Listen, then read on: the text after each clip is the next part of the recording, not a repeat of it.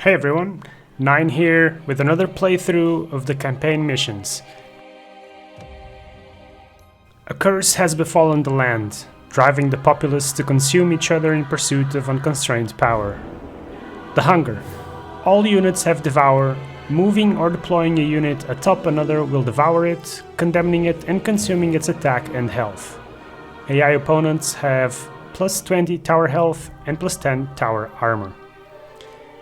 This is crucial in order to understand how to defeat this mission.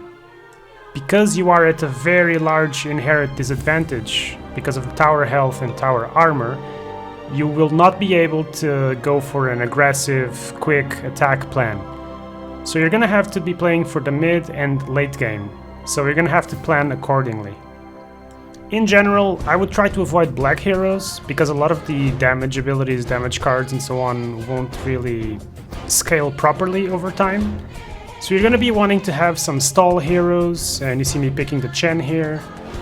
Any heroes that provide really good stalling abilities like Phantom Lancer, Venomancer, I think you should be considering very highly, because like I said, you're gonna be wanting to stall the early game, you're at a disadvantage, and the enemy is gonna try to finish the game before your units get super large, which is basically the only way to end the game. Of course, you don't always get given the best picks. If you do see rapid deploy heroes, those are at a premium, because the fact that you're gonna be devouring heroes to make them bigger and bigger means that rapid deploy is even more busted than normal. My draft isn't anything spectacular, so I'm just gonna go with this 4 red, 1 green build, hope the Chen and Phantom Lancer provide me with enough stall to go into the late game. Also keep in mind that the enemy AI isn't particularly amazingly strong. It does try to deploy the heroes away from your own, so it's gonna try to avoid confrontation for the most part, which means that you're gonna take some tower damage until you manage to stabilize your lanes. And you're gonna see me trying to block enemy heroes as much as possible, again, in order to avoid taking tower damage. Not a particularly amazing hand. I don't even bother going through the deck lists very much until there's a specific point in the game where I think it might be super relevant, so don't focus on that too much for the most part. I would though suggest, and you will see that once you get to the shopping phase, you will want to have a look and see if you're really gonna want to go to towards those really super late game items or not. Notice the usage of the creeps, and don't be afraid to kill your own heroes. If you don't think you have another play in the lane or for the rest of the round, don't be afraid to start dropping those creeps on top of your own heroes. Keeping your heroes cycling is also particularly important because every unit in the game, in this game mode, has a devour ability. You see me going through the item list quickly. There's Radiance there, so I feel like Radiance is gonna be a good late game item in this game mode, in this specific scenario, so I'm gonna avoid buying those cheap items for the most part. I don't mind taking damage for the first few rounds because your health is basically a resource, so try to play accordingly. And you see that our Bristleback ate the Greevil there, so we have a big Bristleback, and we're gonna just keep doing that over and over and over again until your heroes are actually hitting the tower. And notice the value of having that PL on the left lane. The lane is stalled now. So the bot is basically gonna have to try and find a way to fight over those illusions, and because the lane is already full, I don't mind sacrificing the PL. We're gonna be wanting to go for that spam, that stall in other lanes as well.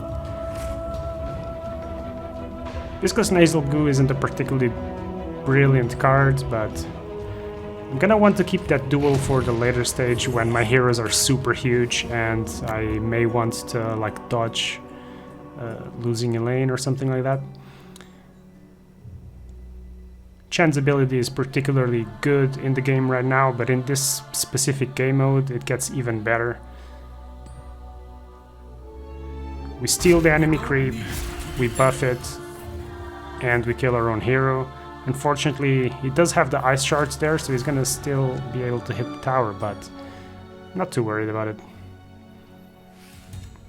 Now, it did have the luck of drawing into these multiple Greevils, so what you're gonna be seeing here is these Greevil Egg Tenders doing what they do, which is spamming and adding Greevils to your own deck.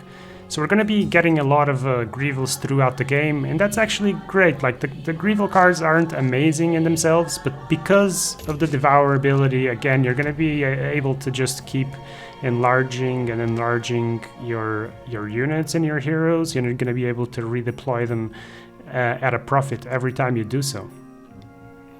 Make sure that you keep heroes in every lane. Try not to abandon any lane unless you feel like you really have to, because it is quite doable to keep all lanes alive. And you see also that the bot is going for those cheap items. So that also gives you like some confidence in the fact that once I hit those large game ending items, the opponent probably won't have any of their own, even though, of course, because you are devouring your own heroes, it does generate a lot of mana too. So have to focus a little bit on this mid lane. I'm not worrying about left lane because it's pretty well stalled, even though he's got 2 heroes there. Pretty healthy HP. And as long as one of those illusions stays alive, we're gonna be occupying a slot via melee creep and a slot via phantom illusion every round. So pretty safe on the left. And yeah, managed to keep the mid lane at around 10, which is fine. You're gonna see the game slowly shifting now. Couldn't hit that Mjolnir, unfortunately. It would have been good with the duels in our deck. But again, I know that I have a Radiance. I'm not too worried about it. And here I guess I could have placed Chen in front of the 4/4 creep, but because he doesn't have any hero deploys coming in, I'm also not too worried. And Cheap's Chen's Holy Persuasion is gonna be up again, so no big worries. You see me checking here if there's any like big things like TOT or any big red spells for the late game. And also because I want to duel the tree here in order to keep my Phantom Illusion alive and push a little bit of damage. It's going to be a great duel because it's going to remove all the armor from the enemy creeps. Makes the Bristleback ability just a tiny little bit better. And there you go. So I have to say, like, Phantom Lancer really shining in this game. Living Armor is pretty much a dead card here, so I'm just gonna cycle it. So buffs the attack slightly, so now when I devour the Chen, we're gonna get that permanent attack bonus forever. And you see how we're putting 24 damage in the mid lane? Granted, we're not completely safe yet, but I think it's looking pretty good. The Greevil Egg Tender just to make sure that the arrow or that the unit does hit the Ursa. If you notice, there was a taunt effect there on the Bristle. By replacing the Bristle with the creep, I redirect the arrow again towards the Ursa, so we cleaned that up. And the AI now has 1 green hero coming in, but he's got to choose between fighting for mid or fighting for last lane. And there we go. Because we didn't buy anything in the previous rounds, now we're holding that beautiful Radiance. Gonna be wanting to play that Radiance on the left lane because there's the most potential for killing heroes, and it's just gonna be too hard for the Radiance to kill the Farvan, but we have so many jump blockers it doesn't really matter, guys. So just make sure you block that Farvan, keep the mid tower alive. The enemy is doing the same, but again, I don't care because I have the late game. And that's basically your goal, is just go for that late game. Become so big, so huge that the opponent doesn't have any chance of fighting through your units anymore.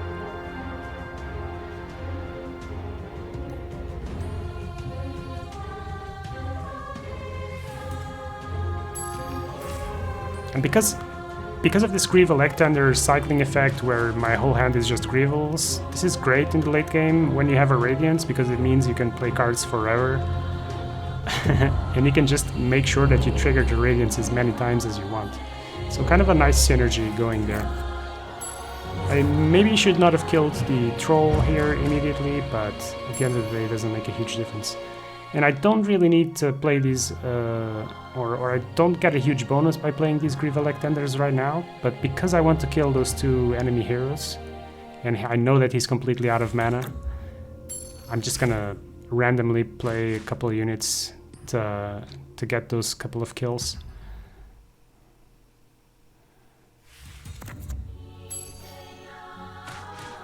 There we go. Also notice how I'm not playing for initiative for the most part. Playing against green-red, there's not too much you have to worry about there in this specific game scenario. So from here on out, it's gonna feel basically academic. You know, once you get the feeling for what you gotta do, you make sure you block, you make sure you save. I double deploy onto the mid. This is a bit debatable if I should have gone to the right, but I just didn't feel like he would be able to put enough damage onto the right lane, so I'm happy to leave the Phantom Illusions and the two huge creeps hitting the tower. He commits to blocking there, but, you know, we're still taking mid tower, we're still putting a lot of pressure on the left, so either way, we're looking good. So most of the plays I'm making are pretty insignificant at this point. You just want to make sure you can block.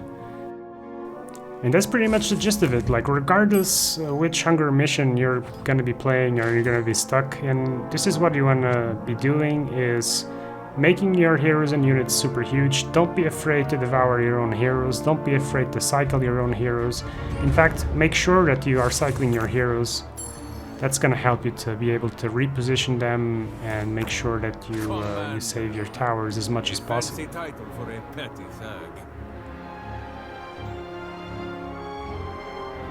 So that's pretty much it for the Hunger 2, guys. If you've got any comments or ideas or suggestions, do make sure to leave a comment. Otherwise, if you're new to the channel, please consider submitting a subscription. You know, just press those buttons and support the channel. Otherwise, I will see you guys around in the long haul. Thanks for watching.